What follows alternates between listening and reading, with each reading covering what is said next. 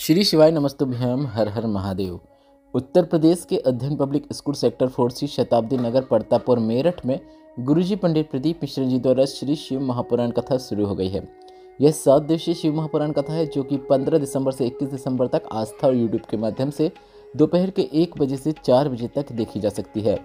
आज 18 दिसंबर मतलब चौथे दिन की श्री शिव महापुराण कथा में गुरुजी पंडित प्रदीप मिश्रा जी ने 14 उपाय पत्र और उपयोगी जानकारी दी है। सभी जानकारी हम आपको इस वीडियो के माध्यम से देने वाले हैं। अगर किन्हीं कारणवश आपने आज की कथा नहीं सुन पाई है तो पूरी कथा का रास्ता तो आपको इस छोटे से वीडियो से प्राप्त होने वाला है। बढ़ते हैं आज की कथा की पहली विशेष जानकारी की ओर। कथा शुरू होते ही गुरुजी ने कहा, आप जिस उम्र में भी हो, जिस अवस्था में भी रहो, आपको अपना व्यवहार श्रेष्ठ रखना है।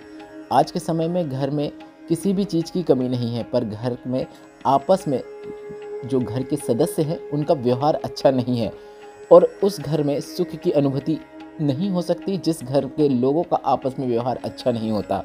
बढ़ते हैं आज की कथा की दूसरी विशेष जानकारी की ओर। गुरुजी ने कहा, घर में जो बड़ा होता है, घर में जो बुजुर्ग होता है, उसे सब झेलना पड़ता है। 60 के बाद मतलब 60 उम्र के बाद तुम्हारे सिग्नेचर भी तुम्हारे ऑफिस में कार्य नहीं करते हैं क्योंकि आप रिटायर हो जाते हैं। तो तुम अपने घर में अपनी क्यों चलाने की सोच रहे हो?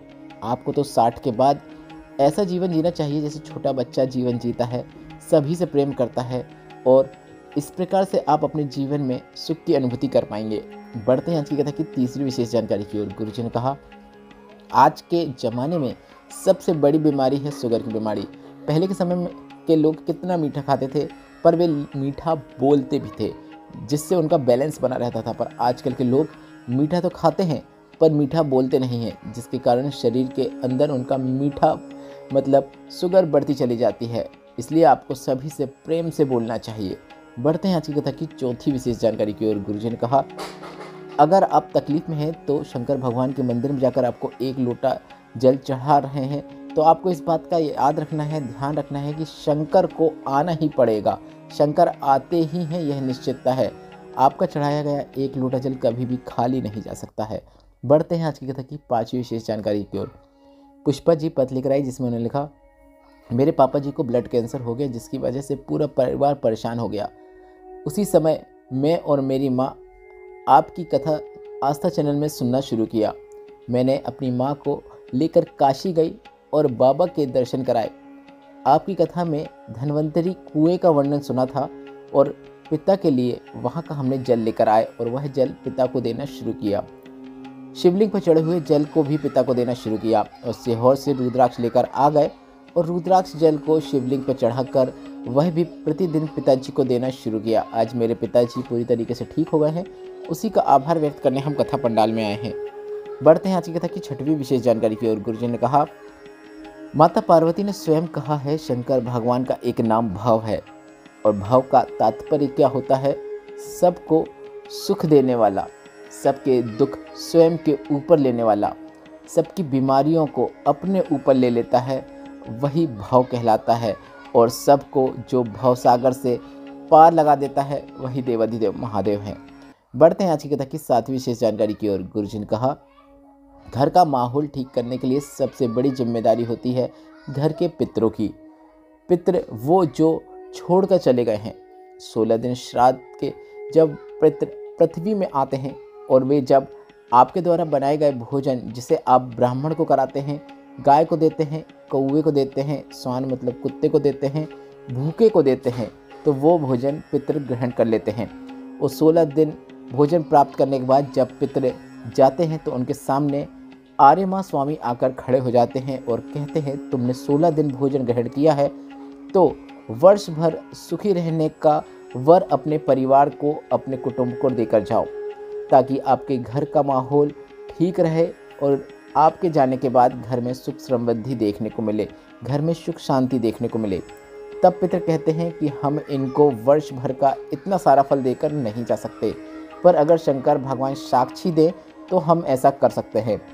इसके बाद पितर कहते हैं कि अगर हमारे घर में से कोई भी भोलेनाथ के मंदिर पर जाकर 1 लोटा जल चढ़ा रहा होता है मतलब चढ़ाएगा, तो उसका एक अंश हम पितरों को भी मिले और अगर ऐसा होता है तो हम अपने परिवार को वर प्रदान कर देंगे और घर में सुख शांति देखने को मिलेगी और घर में वैभव और वंश वृद्धि भी देखने को मिलती है।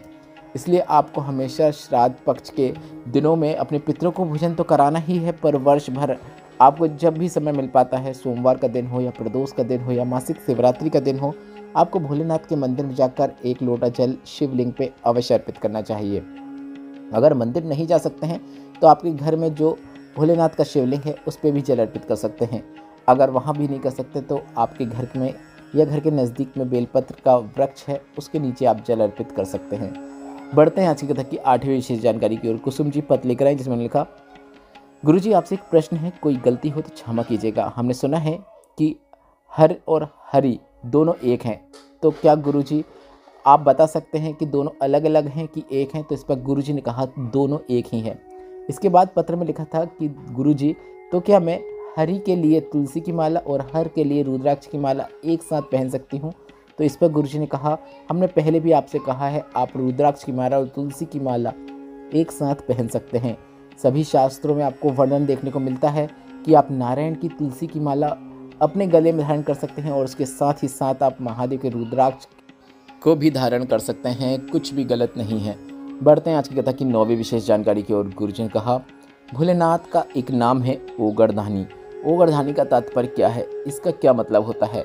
व्यक्ति को जो ऊर्जा प्रदान करता है, जो पास में आया है, जो उसका दुख दर्द है, उसके दुख दर्द को जो हर लेता है, उसकी जो इच्छा है, उसकी जो कामना है, वह उसके भाव मात्र से समझकर उसे बिना बोले प्रदान कर देता है, वही ओगरधानी है, जो कि महादेव हैं। बढ़ते हैं आज की कथा की 10वीं विशेष जानकारी की ओर। गुरुजी ने कहा, एक नारी को सिर्फ सम्मान चाहिए, आदर चाहिए, आदर की वाणी चाहिए। घर में जितने भी सदस्य हैं सभी से उसे आदर के शब्द चाहिए और उसे कुछ भी नहीं चाहिए। और जिस घर में नारी का सम्मान होता है उस घर में रिद्धि सिद्धि और बुद्धि तीनों आती हैं और उस घर में बरकत हमेशा देखने को मिलती है। उस घर की बरकत कभी भी समाप्त नहीं होती है। बढ़ते हैं आज की कथा की 11वीं विशेष जानकारी की ओर। बीना वर्मा जी पत्र लेकर आई जिसमें लिखा, मेरी बेटी को बुखार आया जिसकी वजह से मेरी बेटी की आवाज़ चली गई।